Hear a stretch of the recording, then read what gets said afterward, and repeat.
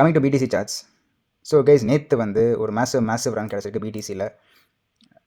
இந்த quick move வந்து எப்போ ட்ரம்ப் அந்த ட்வீட்ஸை போட்டாரோ அப்போவே தெரிஞ்சிருச்சு பிட்காயினுடைய ப்ரைஸ் வந்து 78K உடைக்க போகுதுங்கிறது நல்லா தெரிஞ்சிருச்சு. ஸோ நம்ம கொஞ்சம் ஸ்கேல் இன் பண்ணியிருந்தோம், ஸ்டாப் லாஸ் இன்னும் கொஞ்சம் மேலே மூவ் ஆயிருக்கு. ஓகேங்களா? பட் ப்ரைஸ் ரேஞ்ச் வந்து 78,300 ரேஞ்சஸ் வரைக்கும் போயிட்டு ஒரு சின்ன புல் பேக் கொடுத்துருக்கு. ஓகே, இப்போ வந்து நம்ம என்ன ஃபஸ்ட்லேருந்தே சொல்லிட்டு இருந்தோம் அப்படின்னா, இந்த லெவல் தான் வந்து ஹை ரெசிஸ்டன்ஸ் ஜோன். இந்த லெவல் இதை கிராஸ் பண்ணி ப்ரைஸஸ் கொஞ்ச நாள் இங்கே ஸ்ட்ரென்த் ஆகி ட்ராவல் ஆகுது அப்படின்னா then it is a positive ட்ரெண்டாக மாறி இருக்கலாம் அப்படின்னு சொல்லியிருந்தோம். இன்னுமே கூட ப்ரைஸஸ் ஒரு சின்ன பம்ப் கொடுத்து இது வரைக்கும் கூட போய் 82 to 83 வரைக்கும் கூட போய் it can start following. Okay, but இந்த நேற்று நடந்த புஷ்க்கான வால்யூமும் கொஞ்சம் டீசெண்டாக தான் இருந்திருக்கு, ரொம்ப போகிறோன்னு சொல்ல முடியல.